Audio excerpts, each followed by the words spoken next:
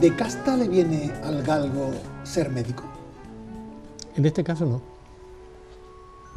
En este caso no. En mi familia no hay médicos. Lo único que hay son veterinarios. Anda. De eso sí hay bastante, pero médico ninguno. El único médico soy yo. ¿Qué cosa? En mi casa mi padre siempre dijo que a él le hubiese gustado más ser médico. Él había estudiado química en Sevilla, era químico. Trabajaba en Córdoba en una empresa de refinería de aceite muy importante. Creo que era uno de los hombres que seguramente más sabía de aceite en España, porque se dedicó toda la vida a eso. Oliva virgen extra. Extra, efectivamente. Estamos. Y entonces, pues, bueno, como él tenía una titulación universitaria, en mi casa éramos 4 hermanos, pues todo el mundo tenía que estudiar. No se planteó dudas al respecto, ¿no? Los niños, los 4, tenían que estudiar. Además, mi madre en eso lo tenía muy claro. Ella no concebía que no estudiáramos. Eso sí, era una casta, en el sentido de que... Sí, en el sentido tenemos que formarnos. Sí, de los libros, efectivamente. Claro. Y el único problema que se planteó es que, bueno, el ambiente se preparó para que mi hermano, el mayor que yo, fuera médico, y yo estaba entusiasmado con ser químico, como mi padre, porque a mí me gustaba. Y esto se mantuvo todo el bachillerato. Al llegar el momento de entrar en la universidad y empezar la carrera, mi hermano hizo el selectivo aquel común que había en ciencia y siguió en la Facultad de Ciencias, estudió química, y yo estudié medicina, pasé a estudiar medicina. ¿Por qué? Bueno, pues yo no sé, yo creo que a mí me gustaba, creo que también tuvieron influencia amigos. Yo tenía amigos que tenían muy claro que querían ser médicos, entre ellos, por ejemplo, el que luego fue mi suegro, que era médico, incluso con él empezamos a hacer cosas, y quizás esto me llevó a estudiar medicina, ¿no? Quería aclarar también, porque como estamos tratando de ver los orígenes del presidente del Ateneo, ¿no? Claro que sí, digo. Pues, a eso llegaremos, ¿eh? Sí, sí, sí. Evidentemente yo soy andaluz porque mi padre era sevillano, de Utrera, y mi madre gaditana, de Cádiz. ¡Qué mezcla más buena! Sí, y mis abuelos eran de aquí de Málaga. Por Dios. De Torre del Mar. O sea que yo realmente no es que haya venido a Benalmádena, digamos, en cierto sentido que he vuelto, he regresado, ¿no? Qué bien. Y el apellido Lobillo, que es una anécdota que a mí me gusta referir, es muy antiguo, porque lo menciona Cervantes ya en su novela Rinconete y Cortadillo, en la última página, cuando en el patio de Monipodio están reunidos todos los malhechores, llegan esos avispones, los avisadores que tienen, son unos espías, y le dicen al jefe, dice, venimos de Gradas de ver a Lobillo, el de Málaga. Ay, qué bueno. Lobillo está escrito tal y como yo escribo mi apellido hoy. ¿Con B de Barcelona? Con B de Barcelona. ¿O B de Málaga? Sí, o B de Málaga. Y entonces, bueno, pues esto existe, se mantiene así. No sé las vueltas que habrá dado hasta llegar aquí. No he visto yo muchos apellidos Lobillo aquí. Había una tienda de toldos en una boca calle de García Lorca hace unos años que eran toldos Lobillo. Anda. Pero nunca llegué a hablar con este señor. Siempre que pasaba por allí decía, hombre, tengo que entrar para saludarlo y ver a ver quién es y de dónde viene, pero luego no lo hice nunca. Qué bueno. Pero bueno, el apellido Lobillo, que los que se dedican a la genealogía, pues decían que era una derivación de Lope. Pero claro, dice que todos los apellidos que tienen nombre de animales son de origen judío. Pero uno de mis primos, uno de estos veterinarios que te digo, pues él decía que no, que Lope venía de Lopillo. Anda. Porque los apellidos se formaban así. De Bernaldo venía Bernaldez. Este decía que de Lope venía Lopillo. Pero que con la deformación había pasado la P, se había convertido en una B y ya voy a hacerlo bien. Bueno, es igual, no me causa ningún prejuicio, aunque fuera judío de ascendencia me da exactamente igual. Son, bueno, pues orígenes, señas de identidad, exactamente, ningún problema. más por la historia que no por los momentos Sí, sí. actuales, aunque hay gente, y está muy bien, que presuma de sus orígenes. Bueno, es un poco hablar como estamos hablando y cambiar Sí, de pero impresión. hay un tema que yo creo que es clave, ¿no? Podemos tener el apellido que tengamos y eso nos honra, naturalmente, pero creo que también nos honra el lugar donde nacemos Sí. y donde vivimos. Mm.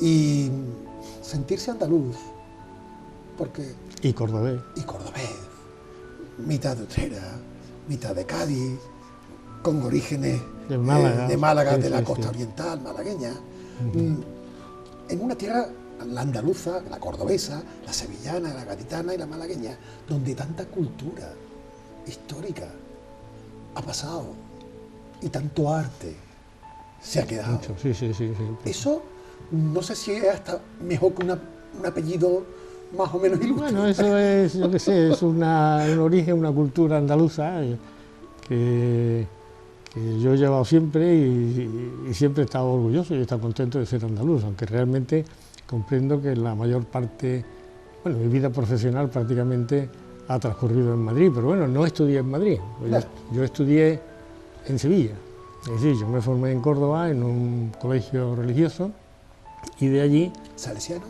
en los Salesianos de Me lo Córdoba, imaginaba. sí, fue donde yo... Yo también he sido salesiano, ¿eh? Ah, muy bien. Y Utrera, más salesiana no puede ser. Sí, bueno, es que mi padre vivía frente al colegio salesiano, por eso... Los salesianos nos persiguen. Sí, sí, sí, efectivamente.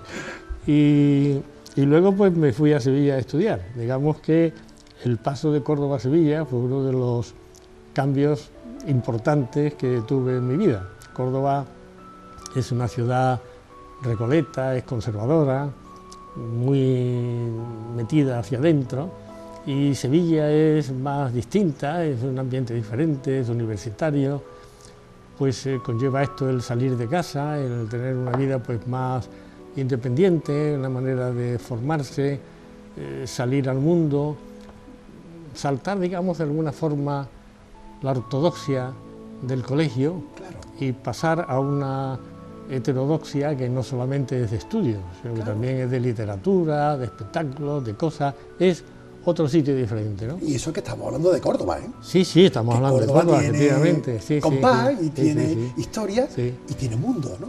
En Sevilla yo estudié la carrera en lo que hoy es el Parlamento Andaluz, en el Hospital de las Cinco Llagas. Ese era el hospital clínico de Sevilla, ahí es donde estaba la Facultad de Medicina. Ahora cuando veo todos estos reportajes, aparecen los políticos por aquellos pasillos y por aquellas, pues la verdad es que me recuerda mucho a aquellos tiempos y me llama mucho la atención, porque está desconocido, de luego no está como era en aquellos Está tiempos. claro, está claro. Que Pero no- qué nombre, ¿no? El Hospital de las Cinco Llagas. Sí, sí, era el Hospital de las Cinco Ya Llagas. marcaba el sí, nombre, sí, ¿no? efectivamente, sí, sí, sí, sí. Y ahí se ha mantenido. Unos pasillos larguísimos, unas salas llenas de camas de enfermos, una adaptación no buena hecha para estudiar, había una clase absolutamente oscura con ventilación artificial, si es que la tenía, que era donde se daban las clases, pero hay que tener en cuenta que la medicina es una carrera muy larga, Claro, tiene muchas asignaturas, son muchos años, exacto. y había muchas mañanas que se pasaba uno la mañana entera allí dando clases, ¿no? Era realmente agobiante, ¿no? Claro. ¿Le marcó algún profesor, Jesús? ¿Te marcó algún profesor? Hombre, sí, sí, yo, claro que sí, yo me marcó sobre todo porque yo cuando terminé la carrera además me quedé allí trabajando un tiempo en una cátedra de patología médica con don Antonio Aznar, que luego estuvo de vocal en mi tesis doctoral en Madrid, porque lo llamé yo, es un hombre con el que yo... Qué bueno. Sí, efectivamente. Y bueno, y seguramente más. Precisamente el otro día, cuando estábamos hablando hemos hablado antes de la entrevista esta a Juan Carmona, él habla de Felipe Sánchez de la Cuesta, Justo. que era estudiante en mis tiempos. De mis tiempos de carrera estaba allí. El padre de él era el catedrático de farmacología que había en Sevilla, Qué bueno. don Gabriel Sánchez de la Cuesta. Claro. Entonces, al ver la entrevista, pues me llamó un poco esto la atención. Es que a lo mejor para aquellos que piensen que había tantas universidades antes como las de ahora, pues no. Y hablando de medicina, había 2 focos en Andalucía, Sí, Granada y Sevilla. Y Cádiz. Y Cádiz Cádiz también. tenía una facultad de medicina. Anda, qué bien. efectivamente, sí, Pero sí, sí. también con cierta historia. Más. Incluso Más más. historia, porque en realidad la Facultad de Medicina de Cádiz desciende, creo recordar, del Real Colegio de Cirujanos, Entonces no se que diga es más. una concesión que hizo no sé quién hace privilegio. muchísimo tiempo, efectivamente. Claro. efectivamente. No deja de ser curioso, Jesús, porque eso, con esa trayectoria educativa, médica, viniendo de familiares veterinarios y donde la Facultad de Veterinaria en Córdoba, es santo y seña, Sí, no sí, deja sí, de sí. ser algo curioso, Sí, cuanto sí. menos curioso. Posiblemente, sí, curioso, sí, sí. Porque si hay Había- una facultad clave Sí. en la veterinaria española es la de Córdoba. Sí, porque además solamente había 4 en aquel momento. Y una de ellas era la de Córdoba, sí, sí, que era su sitio. Ujú. Qué bueno.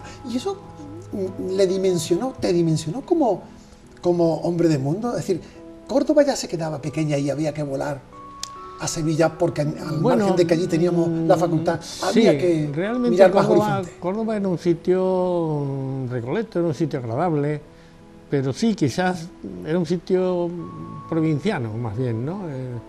Entonces, bueno, ya le digo yo, el cambio a Sevilla fue un cambio a otro mundo distinto, para mí fue un cambio a otro mundo distinto. Y cuando terminé la carrera, yo empecé a trabajar en la facultad, como le digo, con don Antonio Aznar. Allí hice mi primera especialidad, que fue la reumatología, que la practiqué durante muchos años, y luego la completé haciendo rehabilitación. Entonces, cuando me marché a Madrid, aprovechando una circunstancia un poco administrativa de un congreso que hubo en Córdoba, pues yo estaba ya, yo me marché de Sevilla a Córdoba. También estuve trabajando en la Ciudad Sanitaria Virgen de Rocío cuando la Jesús, abrieron. no parabas, ¿no? Eran quietos. Bueno, en aquellos años Había que buscarse la vida. Había que buscarse la vida, Pero efectivamente, tanto que y había que creo- aprovechar. Jesús, creo que pocos médicos se colegiaban en los colegios de médicos con 21 años. Bueno, no, efectivamente, es pronto. Es que yo Hay quien empieza la carrera con 21 sí, años. llevo un año de adelanto. Y entonces, pues esto me benefició. Pues yo cumplo años a final de octubre con un año de adelanto. O sea que Amigo. realmente yo entré en la facultad, tenía 16 años de cumplirlo. Eso hoy Era muy joven. No, eso imposible. no pasa, efectivamente, no pasa. Y luego no perdió ni un año. No los perdí, no. Tuve mis suspensos como todo el mundo, Claro. porque un estudiante sin cates es como un jardín sin flores, o sea que yo tuve mis suspensos, pero bueno, por lo menos lo hice en tiempo y lo terminé. Claro. Y entonces el cambio a Madrid, pues fue también un cambio muy grande. Hombre, Pasar de Sevilla a Madrid, pues es otra cosa totalmente Más distinta. distinto, ¿verdad? Claro. Es totalmente diferente, es otro mundo, es otro sitio, es otro lugar, es otra manera de enfocar las cosas. ¿ya era rehabilitador? Sí, sí, sí. Cuando llegué a Madrid, sí. Además, cuando llegué a Madrid, precisamente donde empecé a trabajar fue en el Centro Nacional de Rehabilitación. Y estuve allí unos 6 o 7 años, o menos. Pues yo llegué a Madrid en el año 72. ¿Casado o Sí, todavía sí, sí, soltero? sí, casado y con un hijo. ¿Y ya. con un hijo? Sí, sí, sí. O sea, que carretera y manta. Todo. Y sí, sí, sí. Bueno, en eso he tenido una compañera extraordinaria que todavía está conmigo, me ha durado toda ¿Cómo la se llama ella? Lola. Lola. Y los niños, 3, ¿no? Niños 3, sí, sí. ¿Cómo sí. son? ¿Cómo, ¿su nombre? Uno es Jesús, que es abogado, está en Madrid, otro es Alfonso, que es biólogo, y una hija que se llama Lola también, que tiene un despacho aquí en Torremolinos, que es abogada también. Ningún médico. No, ningún médico, También raro. curiosamente ningún médico, sí, porque eso, todo esto se... Total, que en Madrid, con En un Madrid, niño pequeñito, sí, efectivamente, estuve en Francisco Silvela hasta el año 76, en que se inició el Piramidón, una vez cuando se murió Franco, fue en el año 76, el concurso se celebró en esos momentos y en el año 76, pico 77, yo entré ya en el Piramidón, o el Centro Ramón y Cajal, que como se llama, como jefe de sección de rehabilitación, que ya es el trabajo que yo he realizado toda mi vida. qué bueno. Un trabajo satisfactorio, porque realmente entre mis ilusiones estaba trabajar en un sitio grande donde se hicieran muchas cosas. Claro. Y realmente yo en el... Siempre la medicina pública Siempre, sí, siempre. Bueno, he tenido otras actividades, no tan públicas, y he hecho lo que me ha salido de privada, pero vamos, fundamentalmente yo lo que he trabajado en medicina pública. Y además ha sido satisfactorio en el sentido de que, no sé, pues los enfermos que hemos visto, las cosas que he hecho, pues han sido buenas, ¿no? ¿Cuántos años en Madrid? 40 prácticamente. Se dice 40 como el sí, que dice... como quien dice cualquier cosa. Pasado claro, mañana no vemos. Claro. Y entonces, bueno, pues la rehabilitación que se dice que es la tercera parte o la tercera fase de la medicina, ¿no? Nosotros somos los que tenemos que coger a los enfermos y reintegrarlos otra vez a la sociedad con todo lo que le han... Estás curado, pero te tengo que poner con unas buenas condiciones para que seas autónomo. Tenemos que poner de pie pues a todos los enfermos que se han roto, que los han operado, que en principio eran fundamentalmente la traumatología, ¿no? Pero luego resultó que poner de pie había que poner de pie a todo el mundo, no solamente a los que se operaban en traumatología, sino a los que estaban en cirugía vascular, en todos los servicios prácticamente del hospital, ¿no? Claro. Aquello además resultó un agobio, en cierto modo, porque ahora con esto de la pandemia, que se dice que los hospitales están llenos, los hospitales están llenos siempre, totalmente llenos siempre, hasta arriba, ¿no? Yo empecé a hacer en el Ramón y Cajal, empecé a hacer labores de organización, de admisión. Anda. Sí, entonces, por ejemplo... Gestión. Sí, los primeros martillos de enfermería yo les coloqué un ordenador para empezar a transmitir. Hay que tener en cuenta que es un hospital de 12 pisos de alto. Claro, estamos hablando de un gran hospital. Claro, pues son 4.000 y pico de personas los que trabajan allí. Médicos nada más 1.000 o por ahí. Claro. Y bueno, organizamos un sistema para sacar enfermos del hospital, para no agobiarlo, porque claro, todos aquellos enfermos que solo necesitaban rehabilitación, no teníamos necesidad de tenerlos dentro del hospital. La idea es que fueran allí. Nos buscamos otro hospital más pequeño en la sierra, uno de esos antituberculosos que tenían una vida muy pequeñita, muy lánguida. Claro.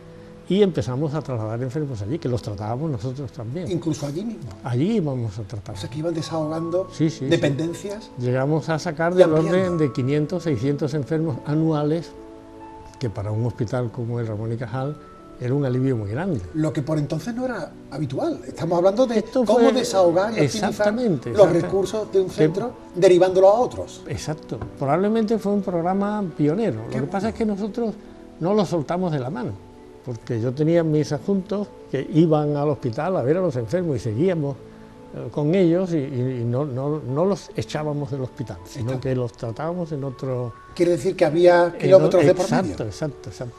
Y hoy me toca aquí y mañana ya. Y íbamos todas las semanas arriba y los veíamos. Me imagino, y los Jesús, que toda especialidad médica tiene su singularidad, ¿no?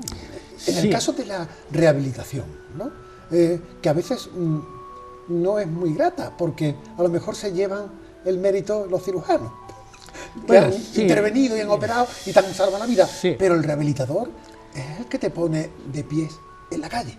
Hombre, efectivamente, y es el que te pone de pie, y es el que te adapta los déficits o las dificultades que tenga, es el que te adapta el aparato, la ortesis o la prótesis que necesitas, es el que tiene que resolver que tú puedas hacer una vida independiente. Sacarte el máximo Entonces, provecho. claro, al principio decíamos solamente era traumatología, pero luego resultó que, por ejemplo, cirugía vascular, que era donde se amputan a los enfermos, los diabéticos ya de muchos años y tal, pues todos estos enfermos también requerían rehabilitación. ¿Los mismos del COVID? Los mismos, efectivamente. Una persona que se tira 90 días en una UBI, hay que sacarlo adelante rehabilitando. Y tienes que tener una rehabilitación respiratoria adecuada con gente que esté ya. En el servicio en el que yo estaba había una sección de respiratorio. Yo me encargaba de la sección de aparato locomotor, que era de lo que hacía. Y entre estos enfermos que tuvieron una cirugía innovadora, pues para conseguir su recuperación fueron los que dieron motivo a mi tesis doctoral. Anda. Claro, porque ahí yo lo hice con mis propios enfermos. O sea, no ¿Con quién mejor? Exactamente, que yo conocía. Además, yo me pongo ahora a modo de paciente, porque yo también me he roto alguna mano y he tenido, como cualquier otro, pues una lesión traumatológica, ¿no? Afortunadamente, no de otro tipo de rehabilitación como las que aquí hemos hablado.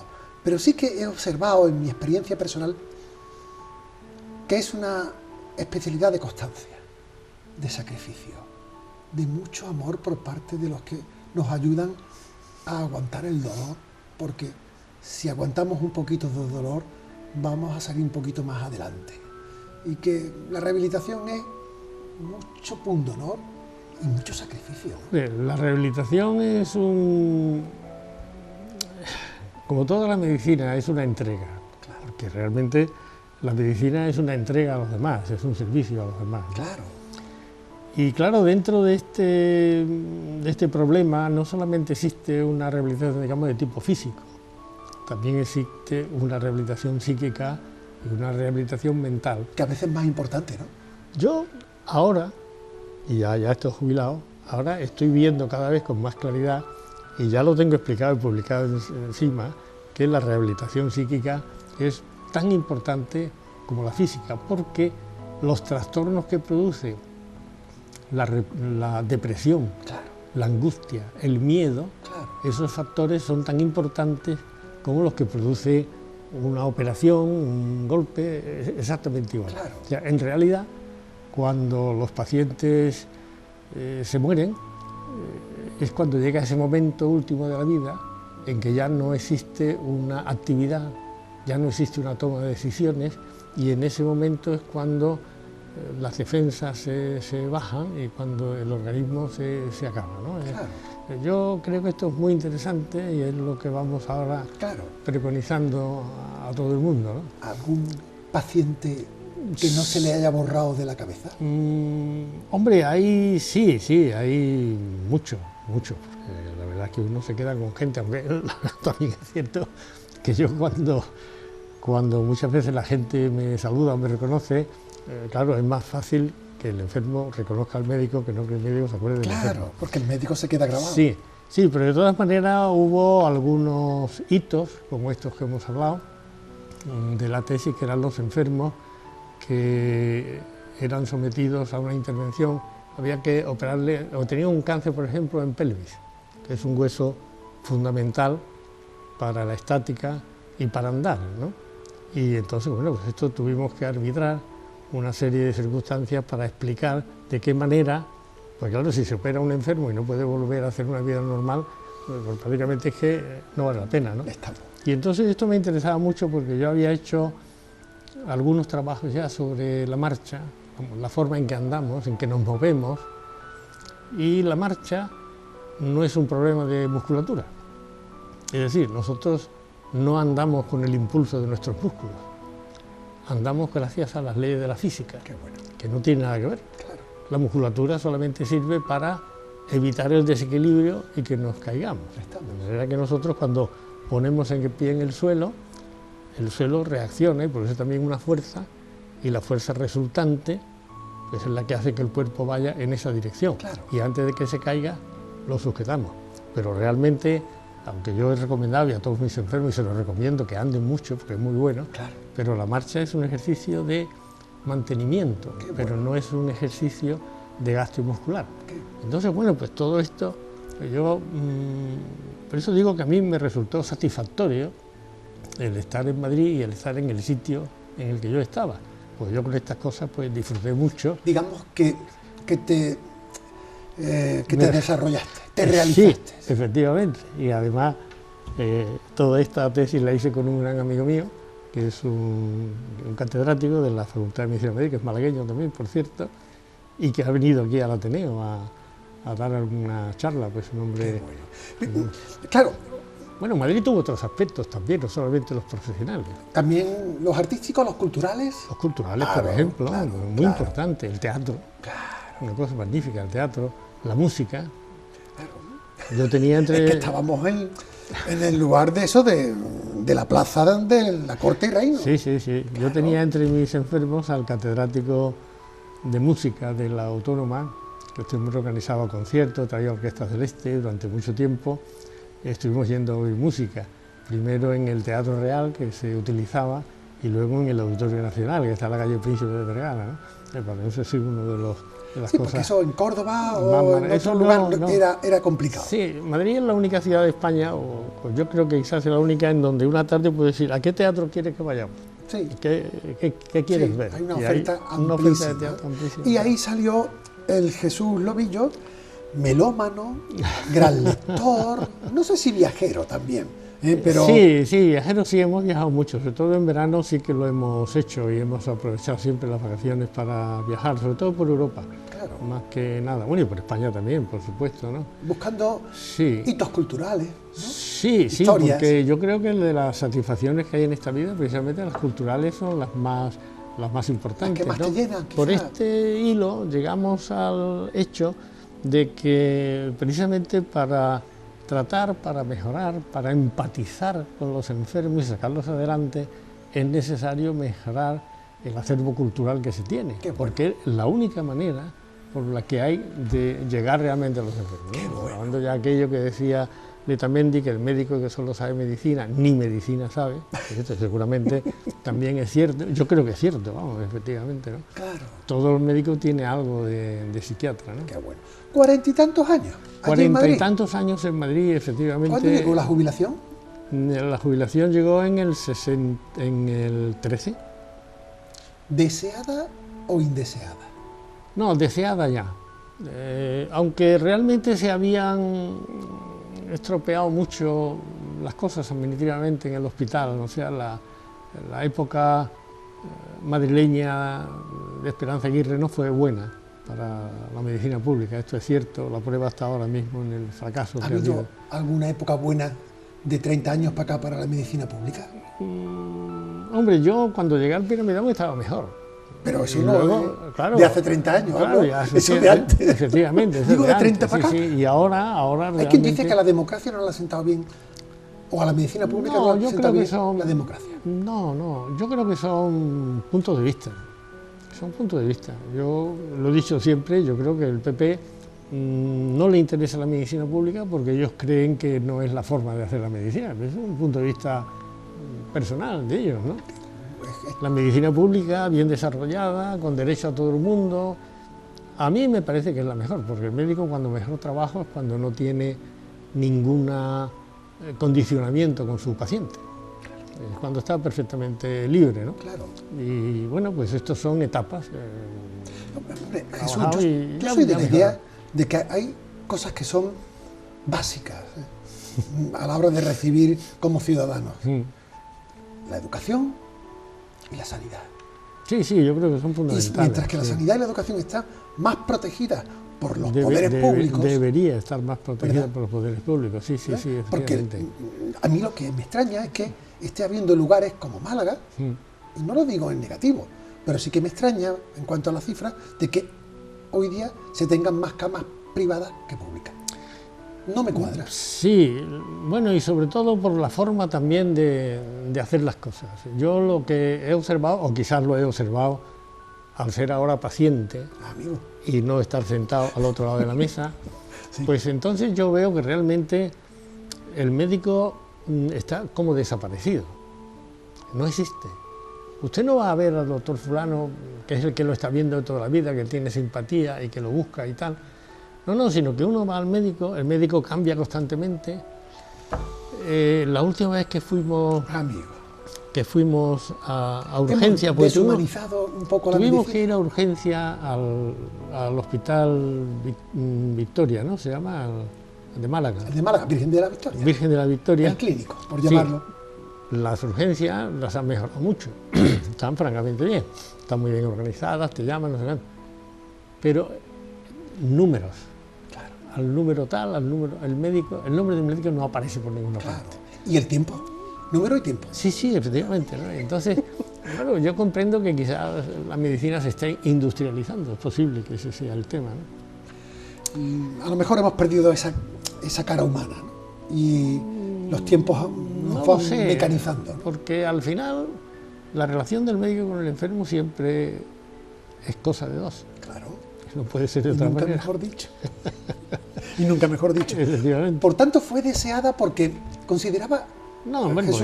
porque ya era mayor. Exacto, Ya tenía que venir, que se había ya. cumplido la etapa. Sí, claro. Y que había disfrutado Claro, dentro sí, de sí, lo sí. que cabe. Sí, sí. Que me he había realizado. Muy bien, había realizado, había hecho mi carrera, había tenido un buen puesto de trabajo, había conseguido La familia llegar para adelante. en el escala docente al Claro. grado más alto que había, y estaba todo perfectamente bien.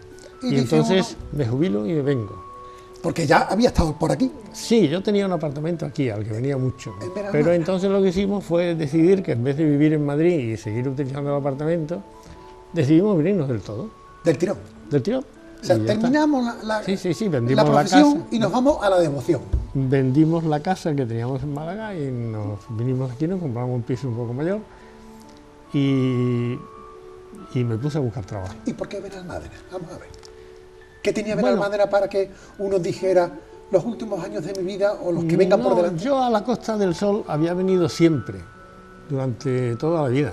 O sea, a mí la Costa del Sol es un sitio que me gustaba. Yo veraneaba aquí en Estepona, por ejemplo, iba mucho, y era un sitio que me gustaba. Tenía un residente malagueño, que por cierto lo he invitado a venir al Ateneo, pero que con esto de la parada pues La ha habido pandemia ha habido dichosa. que suspenderlo Claro. todo. Y yo me acuerdo que me lo dijo, el sitio bueno es Benalmádena. Amigo. Oh, me parece muy bien.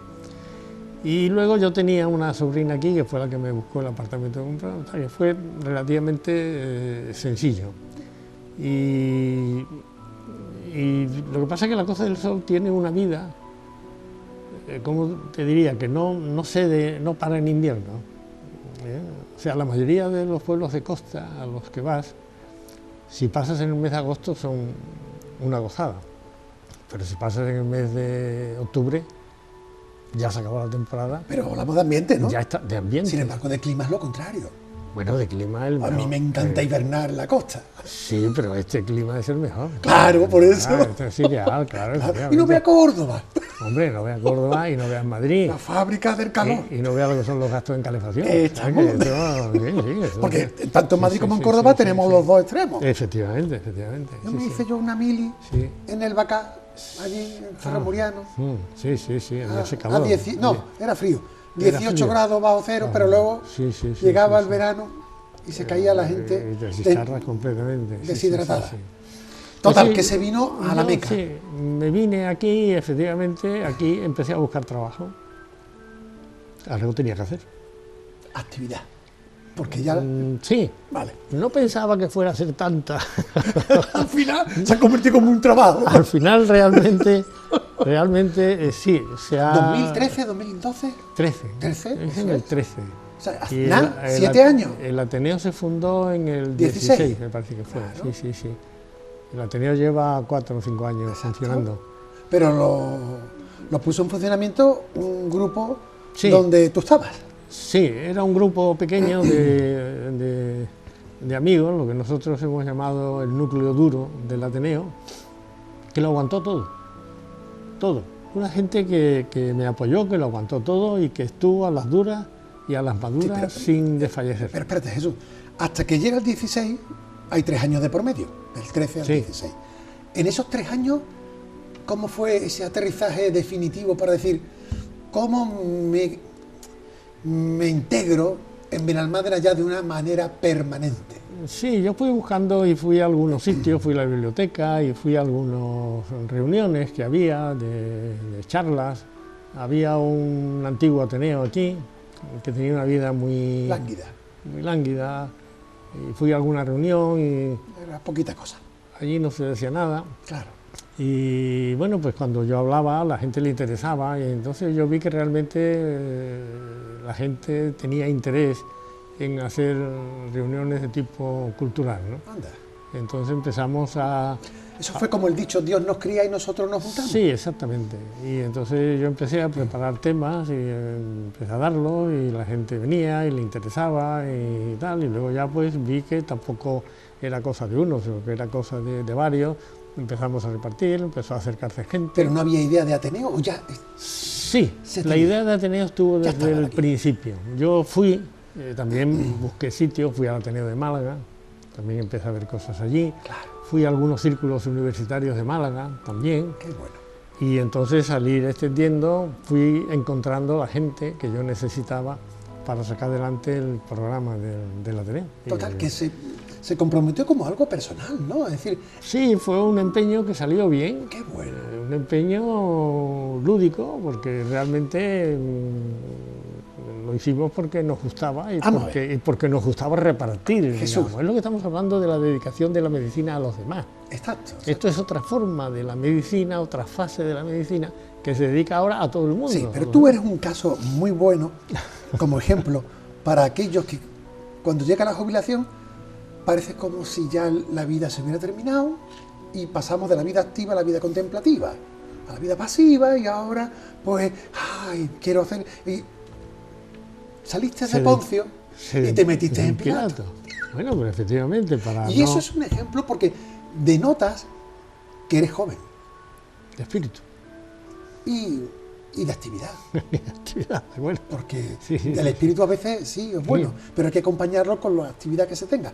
Y el hecho de decir, vengo aquí, hartito de trabajar, con 40 años de trabajo que me he realizado, en Almadra, donde aquí lo bueno es el sol, vivir la vida ociosa, el golf, la playa, andar... La verdad es que a mí me gustaba el planteamiento, me gustaba la idea y me ayudaron mucho, me empujaron mucho. Estaba alrededor porque ellos querían y la gente quería. Y bueno, no, porque tiene que hacer... luego fue un follón. Se unió el hambre con las ganas de comer. Que si fundar el Ateneo, que había que ir a no sé qué oficina, papeles... Bueno, fue un pequeño... Algo hay que hacer en la vida. Hombre, algo hay que hacer en la vida. Y si me motiva y me gusta. Sí, claro, ¿Y qué decía Lola? No, Lola tiene sus actividades. Ah, no para también. No, efectivamente. Lola pinta. Anda, Y ha hecho varias exposiciones. Hizo una aquí en la Casa de la Cultura. qué bueno. Hizo otra en Torremolinos. Y ahora ya ha montado su propio estudio de pintura. Bueno, Y se Jesús. dedica... Iba a la escuela municipal que hay frente a Loboide, donde se celebra el Ateneo. Qué bien, Allí hay una escuela de pintura. qué bueno. Ella iba allí, además pinta muy bien, pinta maravillosamente bien, y ahora ya tiene su propio estudio y sigue con una gran actividad y con un entusiasmo. Ella sí que es joven. No, vaya dos. Yo diría vaya dos, porque qué bueno luego sentarse a la hora de comer o en la sobremesa y decir lo que he hecho, lo que estoy haciendo y lo que me gustaría hacer. Sí, Y eso, tenemos un ritmo de actividad. qué Yo bueno. siempre he dicho que mi mujer y yo pues somos la unión del arte con la ciencia. Qué bueno. Es una cosa curiosa, pero esto sí que nos ha sobrellevado y yo creo que estamos muy contentos. ¿Ella Y la sí, pintura la había desarrollado en Madrid o no? Sí. Ah, ya le venía. Desde Córdoba. Y desde Córdoba. Ella donde se formó fue en la Escuela de Artes Mateo Inurria de Córdoba, que estaba muy cerca de donde vivíamos nosotros allí. Allí fue donde ella empezó a ir. Pues podía haber traído un cuadrito de ella, lo hubiéramos puesto aquí. Sí, tienes toda la razón. No, ¿qué estilo es el de ella? Ella pinta pincel, lienzo. ¿Y paisaje o bodegón? Bueno, o que se utiliza... pone por delante? Tuvo su época de bodegones, luego está Hay que teniendo traerla. época de paisaje. Lo que mejor pinta ella es retrato. Bien, Retrato, tiene unos retratos preciosos. pues eso no lo hace cualquiera. No es fácil hacerlo, no lo hace cualquiera. Entre Lola pintando, tú creando el Ateneo, con tu arte y afición a la música, a la lectura, a las conferencias, a las tertulias, a las charlas. A la charla, a hablar, a leer. Claro. A leer y a saber cosas. Sí. ¿Cuántos años de Ateneo? Desde el 16 hasta ahora. Pues desde el 16 hasta ahora son 5 años desde ¿Y el balance? El balance es muy bueno. Ateneo libre De de Benalmádena. Benalmádena. ¿Por qué libre? Porque salimos o retomamos la idea de un Ateneo con mucha sujeción y nosotros queríamos un Ateneo libre. Realmente es una redundancia, porque los Ateneos deben ser libres, Pues sí. está claro, pero no obstante nosotros machacamos un poco más. Bueno, Queríamos tener un Ateneo libre. Y bueno, lo hemos conseguido. Tenemos nuestros problemas también, como es natural, pero bueno, eso... ¿y quién no tiene problema? ¿Quién no tiene problemas, efectivamente? Sí. Por tanto, el balance de estos El balance años, es bueno, ten en cuenta cuatro, que en 5. 4 años ya me han hecho Benalmádena del año. ¿No? Eso lo había dejado para el final, pero bueno. Me iba a haber traído la estatua que la tengo Eso iba a decir. allí en casa. Vamos a ver, es que yo digo una cosa. Un hombre que lleva aquí ya fijo viviendo desde el 2013. 13, sí. En 7 años, mucho ha tenido que hacer por Benalmádena para que le den tal honor. Bueno, he llenado culturalmente un programa miércoles a miércoles y tenemos una asistencia de 30 o 40 personas todos los miércoles. Los días buenos llegan a 50. Qué bueno. O sea que realmente ha habido una respuesta. Yo entiendo que es un trabajo, que es un trabajo, porque hay que buscar a la persona. Claro. No solamente la gente va a oír la charla por la personalidad del que habla, pues un amigo, por el tema, hay mucha gente que es que le interesan los temas, o por el prestigio de la persona, que no es un amigo, pero que es un hombre prestigioso. Todas esas cosas son las que hay que reunir. Claro. Para reunir esas cosas, pues hay que ir a los sitios, hay que integrarse en otros sitios para atraer luego a gente. Claro. Pero para mí es una labor satisfactoria, agradable. Claro. Y sobre todo, ya no solo para uno, sino para un municipio que se enorgullezca de contar con un círculo, con una entidad que sea motor de cultura, sí. Yo de creo conocimiento. que es importante. Yo creo que para Benalmádena es importante tener un círculo así. Y yo pienso que las autoridades culturales del ayuntamiento lo han entendido, y lo han sabido. De hecho, cuenta el Ateneo con cierta protección municipal, ¿verdad? Sí, el local, nos dejan el local, es lo único, porque nosotros no recibimos nada. Ya es importante tener un local. No, por supuesto, un sitio donde reunirse, no cabe la menor duda. Hay entidades en Málaga, como la Academia Malagueña de Ciencias, que tiene historia, que no tiene ni local. No tiene ni local, ¿no? Sí, o sea que siempre el sabio miró atrás y vio que otro iba recogiendo lo que él iba tirando. Sí, bueno, esas cosas ocurren. Hombre, que dicen que las entidades las hacen las personas, pero también el tener una sede. Sí, nosotros hemos tenido en ese sentido la atención y la protección del ayuntamiento. Nosotros estamos muy agradecidos. Si no hubiera sido por ello, realmente yo creo que no nos habríamos podido reunir. Es una cosa que está clara. Lo que pasa es que al ayuntamiento se le apareció la Virgen. ¿Con ustedes? Bueno, ¿con vosotros? Posiblemente. Si hay un grupo, un núcleo. Sí, ellos también. Un núcleo duro, como decía. Sí, facilitaron la cosa, claro, efectivamente.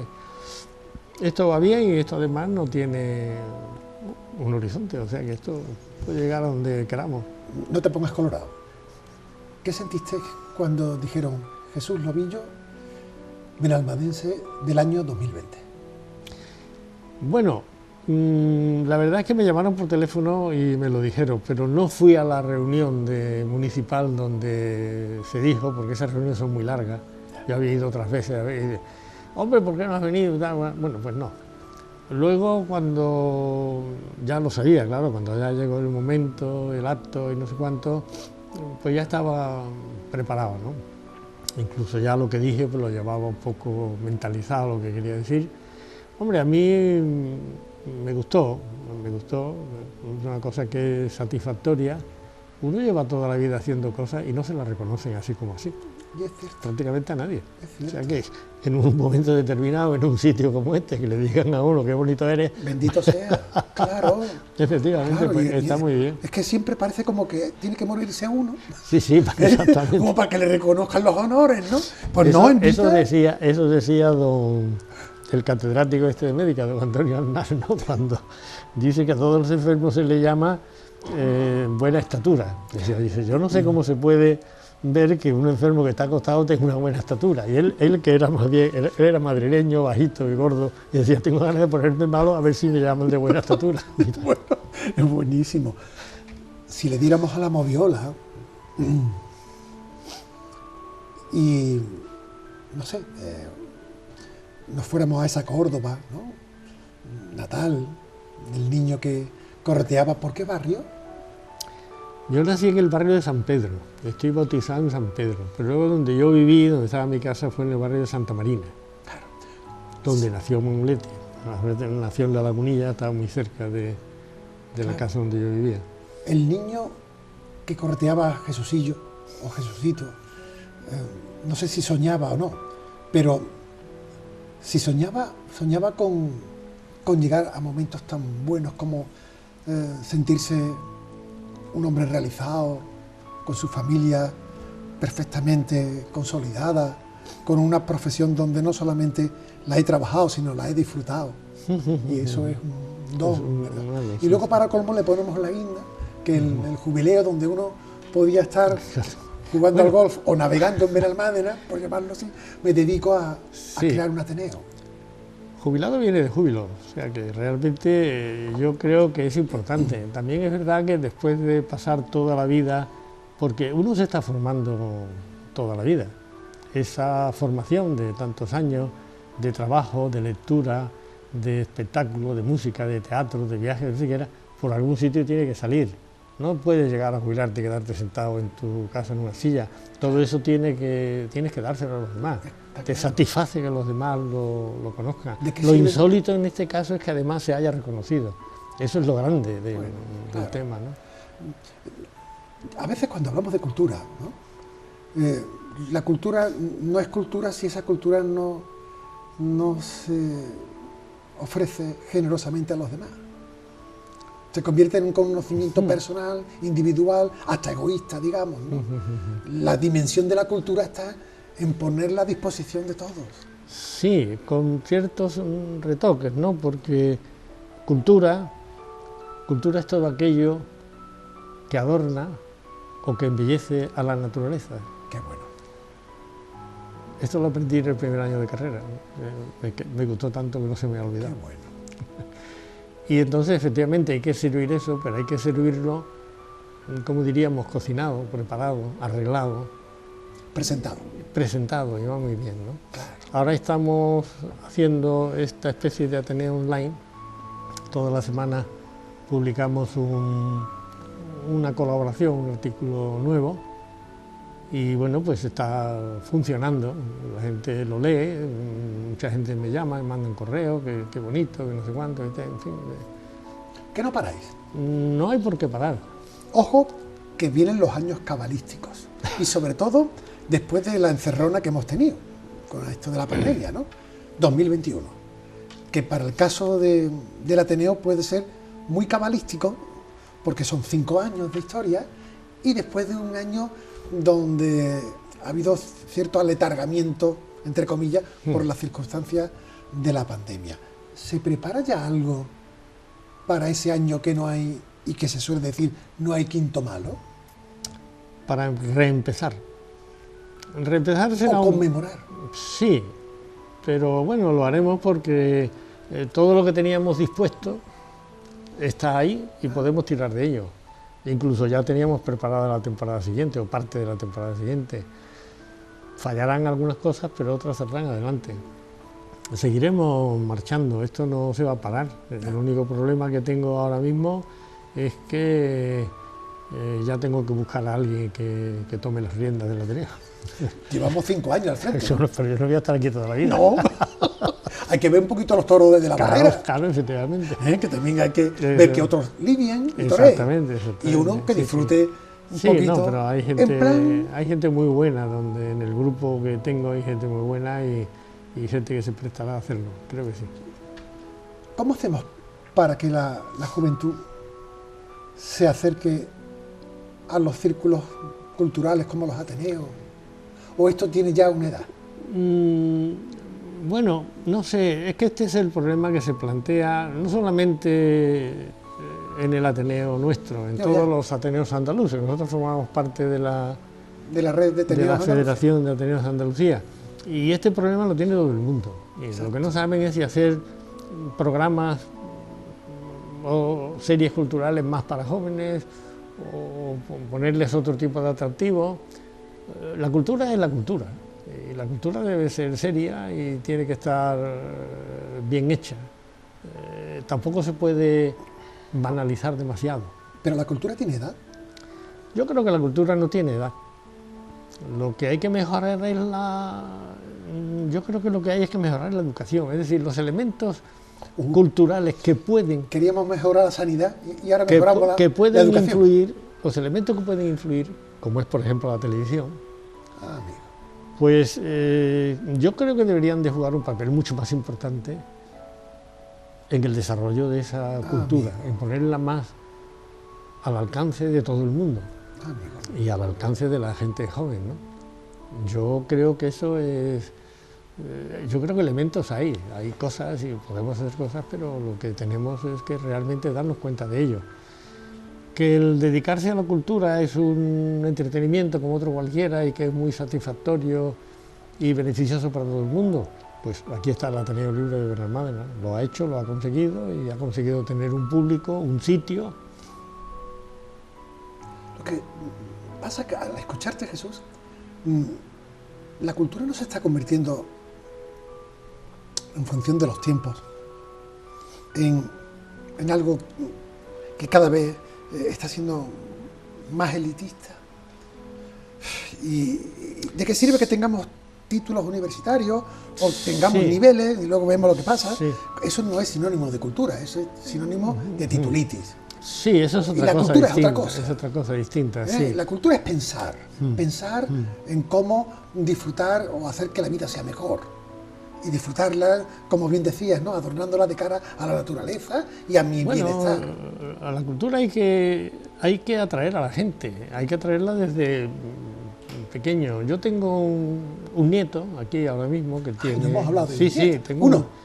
Aquí tengo uno con 11 años, vale. Y en Madrid tengo dos, que van a venir la semana que viene. Porque esto lo van a ver luego ellos. Sí, pero cuando... ¿Cómo se llaman los nietos, Jesús?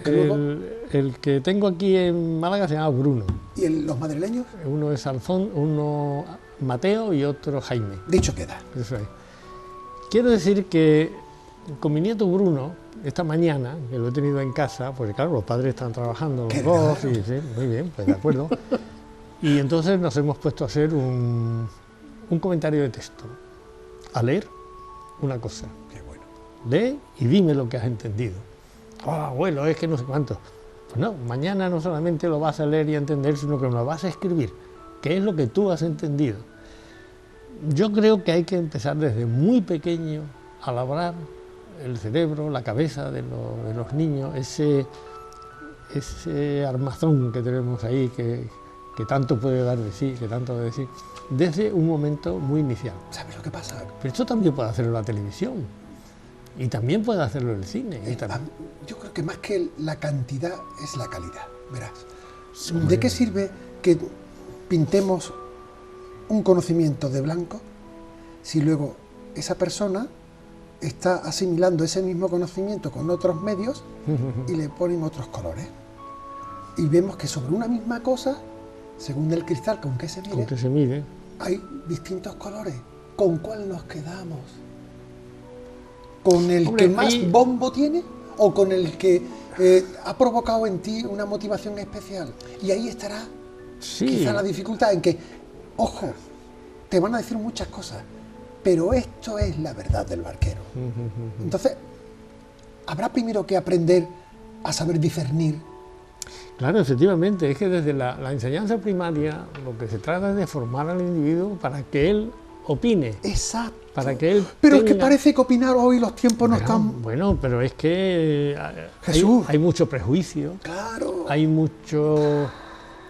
Bueno, un ejemplo que tenemos es la falta de empatía, es en la vida política, por ejemplo. ¡Buah! Hay una falta de empatía. Totalmente, ¿no? Totalmente. Es decir, para decirle a usted a un señor que no está de acuerdo con él, no es necesario que lo insulte. No, por Dios. Hay 20.000 maneras de, la mejor manera decirle que nos dan de acuerdo y ya está, ¿no? Es no insultar. No insultar, claro. El mejor insulto es no insultar. Efectivamente, ¿no?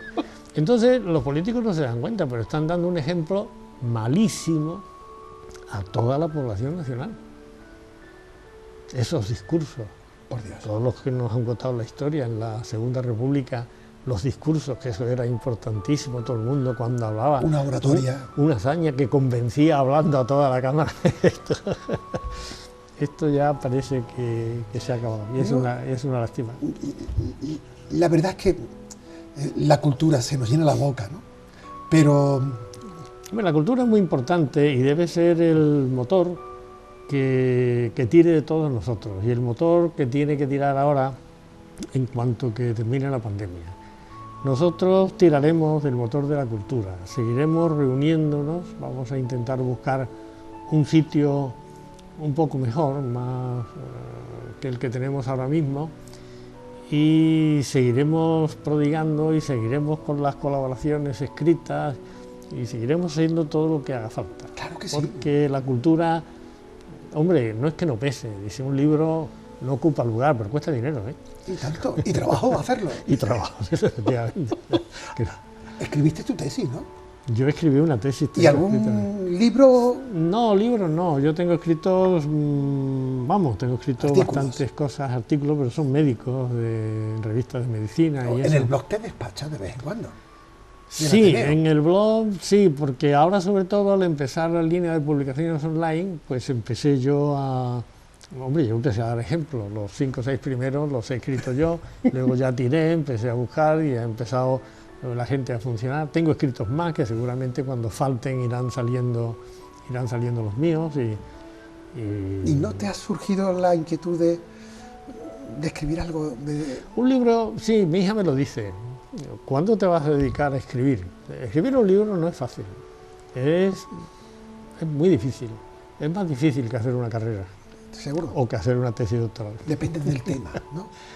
Hombre, depende del tema. Es que, claro, si el tema es exclusivamente médico, como se escribe una tesis doctoral, de esa te puedo hacer unas cuantas, si quieres. Eso no es, pero eso es muy no sectorial. hay ningún problema, pero eso no le interesa a nadie. No. No se trata de eso, precisamente, ¿no? Digo eso porque hay un médico en Málaga, Federico Soriger, te sonará posiblemente, escribe mucho en Sur y ha escrito ya, una vez jubilado, también es jubilado como tú, pero jubilado de júbilo, ¿eh? Y este hombre ha descubierto su pluma una vez que ha dejado el bisturí, por decirlo así, ¿no? A lo mejor puede ocurrir que te descubras. Bueno, yo no te digo que, por ejemplo, no es la primera vez, porque me acuerdo que en los últimos tiempos que estuve en Madrid, porque también estuve colaborando con el Colegio de Médicos, pues hubo una temporada en que todos los meses salía un artículo mío en la revista del colegio. Claro. Y ahora, con lo del Ateneo, he empezado otra vez a hacer pequeños artículos, y los artículos de presentación que hago al principio, aparte de las charlas, pues yo las mías las escribo enteras. Qué bien. Y las pongo en el Ateneo. Eso es escribir también. Sí, eso es escribir también. Claro, claro. ¿Cómo invitamos a los benalmadenses a que se aprovechen de este diamante que tenemos aquí, que lo vamos puliendo, como es el Ateneo Libre? Hombre, pues yo creo que el Ateneo se va a ofrecer en todas sus posibilidades. Los benalmadenses hasta ahora creo que han respondido y yo pienso que seguirán respondiendo. Muchas veces nos dice que lo que nos falta es publicidad, porque para llegar a más sitios, hombre, siempre falta publicidad, eso es una cosa inmensable. Pero un grupo de gente, porque esto que te he hablado antes es el núcleo duro del Ateneo, pero ya lo dije cuando recibí el premio, que un núcleo mucho más amplio, más flexible, es toda la gente que va a vernos, o a oírnos, o a discutir, o a charlar, a aprender, todos los miércoles allí. O incluso los que nos siguen, o los que se interesan, o también encuentro mucha gente que me dice, no, si yo lo recibo, y yo, que sabe que estamos actuando. O sea, qué bueno. Hacemos lo que podemos. Ha sido un placer, Jesús. Lo mismo te digo. Que no nos falte la cultura. Efectivamente, que no nos falte la cultura. Muy bien, muchas gracias.